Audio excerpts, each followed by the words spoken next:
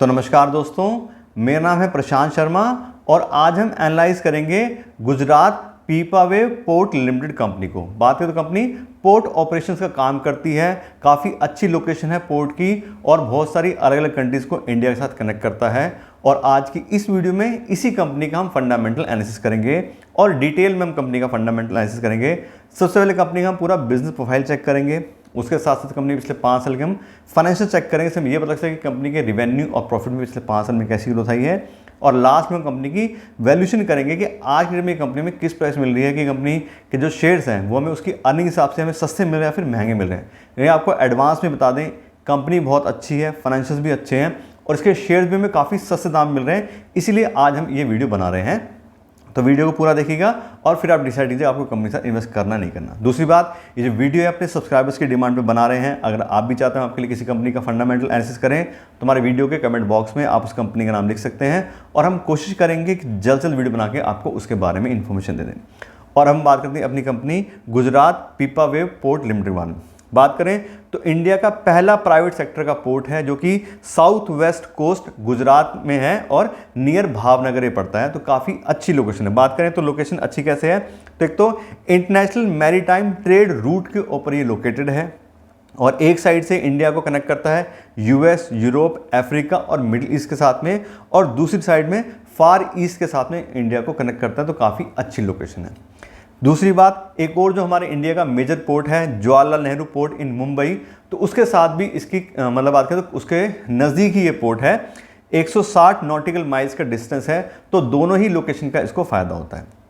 दूसरी बात, जवाहरलाल नेहरू की जब बात कर रहे हैं, ये इंडिया का दूसरा सबसे बड़ा कंटेनर पोर्ट है, मुंद्रा पोर्ट सबसे बड़ा है, उसके बाद दूसरा जवाहरलाल नेहरू है, तो उसकी भी जो लोकेशन है उसका भी इसको फ़ायदा मिलता है।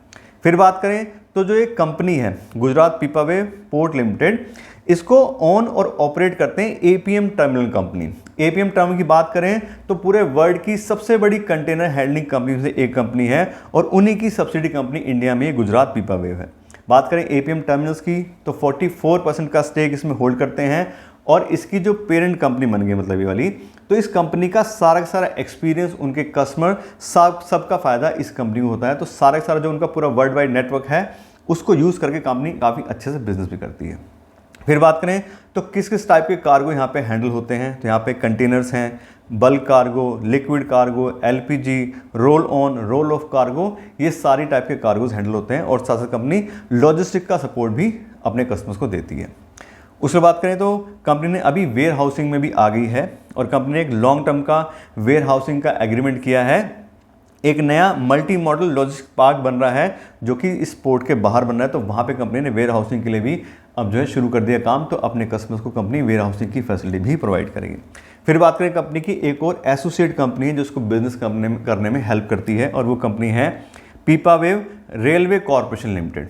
इस कंपनी में इसका 40% का शेयर है, तो पोर्ट से जब कंटेनर और बाकी कार्गो उतरते हैं तो उसको इंडिया में जब आगे भेजना होता है तो कंपनी यहाँ से इन रेल ट्रैक्स का यूज़ करती है। उस कंपनी के थ्रू कंपनी आगे वो माल पोर्ट जो है वो लॉजिस्टिक सपोर्ट देती है, तो यहाँ से भी कंपनी को काफ़ी अच्छा रेवेन्यू आता है इस रेलवे कंपनी के थ्रू। तो बात करें उसके अलावा कंपनी के पास एक स्पेशल स्टेटस भी है, इसका नाम है ऑथराइज इकोनॉमिक ऑपरेटर स्टेटस। ये जो स्टेटस है कंपनी को वर्ल्ड कस्टम ऑर्गेनाइजेशन में दिया है और एईओ सर्टिफिकेशन का मतलब क्या होता है कि जो भी इनके टर्मिनल्स हैं उनके जो कस्टमर्स हैं उनको ज़्यादा फिजिकल इंस्पेक्शन की जरूरत नहीं पड़ती। मान लो आपको कोई माल बाहर भेजना है या इंपोर्ट किया आपने, तो यानी कि बहुत ज़्यादा डिटेल में उसको खोल के सब चीज़ दिखानी है, तो यहाँ पे कम चेकिंग होती है क्योंकि उनके पास स्टेटस अच्छा है, तो वो ऑलरेडी पहले सारी चीज़ चेक करके भेजते हैं, चेक करके मंगाते हैं, तो उससे क्या होता है कि जल्दी शिपमेंट रिलीज हो जाते हैं और काफ़ी कम टाइम में अपने कस्टमर को सर्विस दे पाते हैं, तो उस स्टेटस का भी कंपनी पूरा फ़ायदा उठाती है। फिर बात करें शेयर होल्डिंग पैटर्न की, तो प्रोमोटर्स के पास में कंपनी 44% शेयर है, जैसे पहले बात की थी। एफआईज के पास में 19% शेयर है, डीआईज के पास में 17% है और पब्लिक ने भी 20% का इन्वेस्टमेंट इस कंपनी किया। तो कंपनी में देखें तो सभी लोगों ने काफ़ी अच्छा इन्वेस्टमेंट किया हुआ है। एफआईडीएस की बात करें तो 36% का बहुत ही अच्छा स्टेक इसमें एफआईज और डीआईज ने लिया है।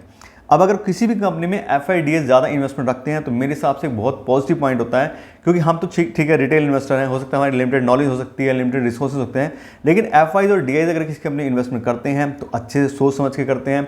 पूरी रिसर्च एनालिस्ट की टीम होती है जो डिसाइड करती है कि कौन सी कंपनी इन्वेस्ट करना है, कब इन्वेस्ट करना है।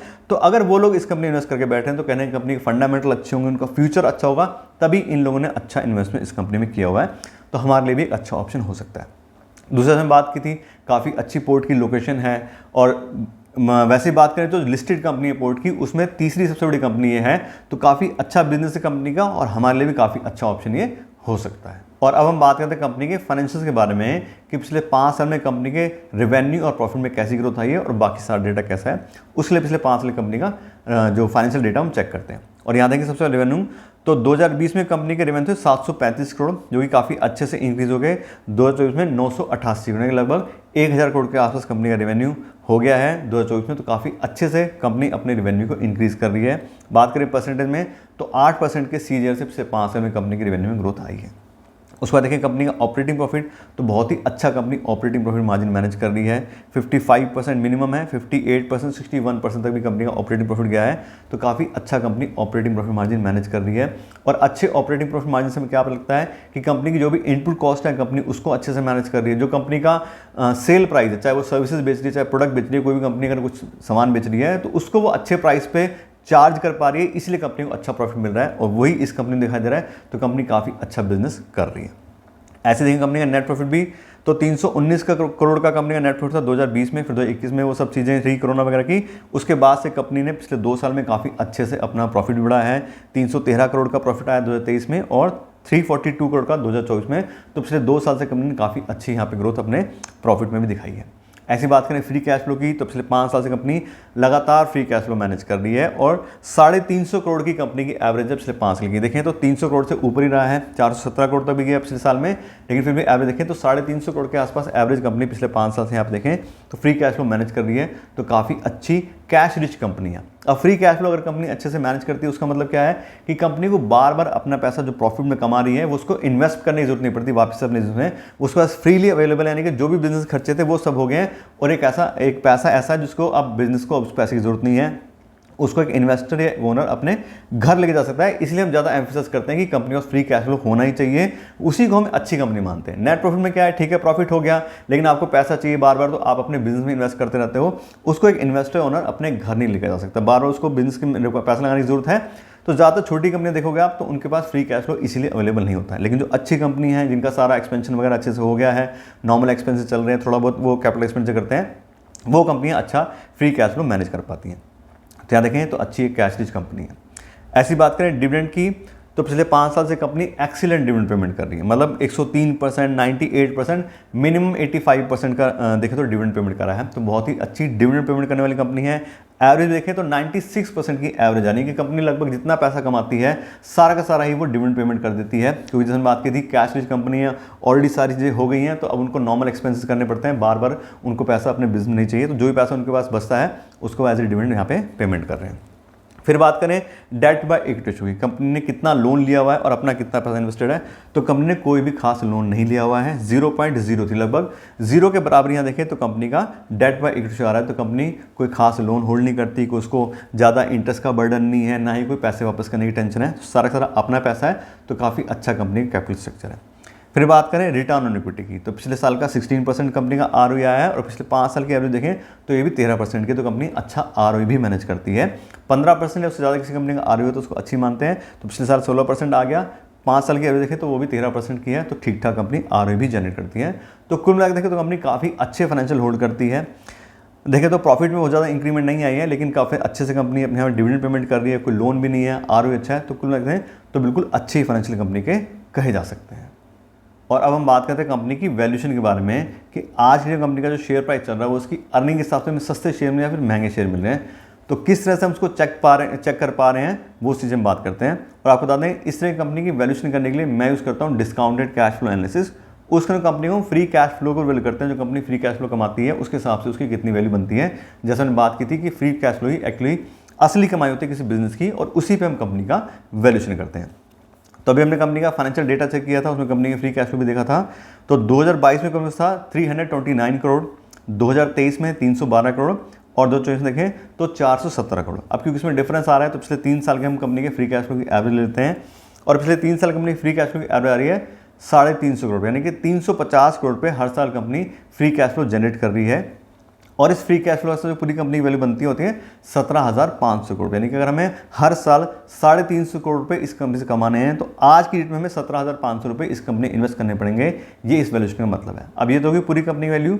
अब इसको हम नंबर ऑफ शेयर से अगर डिवाइड कर दें तो हमारे पास पर शेयर की वैल्यू निकल के आएगी और कंपनी की पर शेयर की वैल्यू आ रही है 360 रुपये, यानी कि हम 360 रुपये पर इक्विटी शेयर के हिसाब से अगर कंपनी इन्वेस्ट करेंगे तो कंपनी को हम काफ़ी देखें तो सस्ते दाम पे खरीद लेंगे क्योंकि फेयर प्राइस में मिल रही है। लेकिन बात करें इसके एक्चुअल शेयर प्राइस की तो अभी कंपनी के एक्चुअल शेयर प्राइस आ रहा है 230 रुपये का। तो 230 रुपये पर इक्विटी शेयर के आसपास कंपनी के शेयर ट्रेड कर रहे हैं, जबकि कंपनी की फेयर वैल्यू 360 रुपये की आ रही है। तो उस हिसाब से देखें तो क्लियर हमें दिखाई दे रहा है एक अंडर वैल्यू कंपनी है। अब कितनी अंडर वैल्यू कंपनी है तो कंपनी अपनी फेयर वैल्यू के 65% के आसपास मिल रही है और 35% का हमें मार्जिन ऑफ सेफ्टी मिल रहा है। तो काफ़ी अच्छा टाइम हो सकता है अगर इस तरह की कंपनी हम एंट्री लेना चाह रहे हैं। दूसरा इसका प्राइस बाय अर्निंग्स भी एक बार चेक कर लेते हैं। तो कंपनी का प्राइस बाय अर्निंग्स हो रहा है 27 का, जबकि इंडस्ट्री की पी बाय 33 की है। तो उस हिसाब से भी कंपनी अंडर वैल्यू है।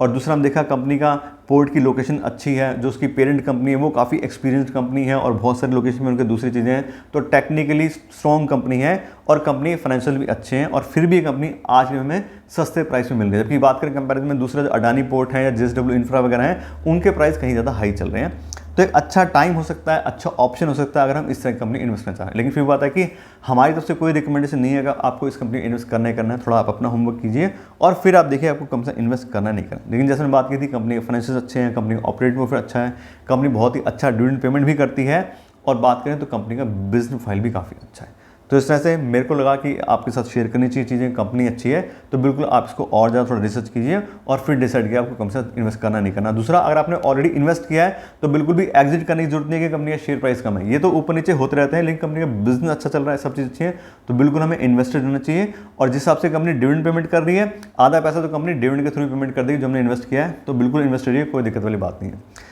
तो इससे बात करें तो कंपनी के बारे में आपको डिटेल नॉलेज दे दी है। आशा करते हैं आपको वीडियो अच्छी लगेगी। अगर आपकी वीडियो अच्छी लगी हो तो उसको लाइक और शेयर जरूर कीजिएगा और साथ साथ अगर आप मेरे चैनल पर नए हैं तो मेरे चैनल को भी सब्सक्राइब कर लीजिएगा। Thank you so much.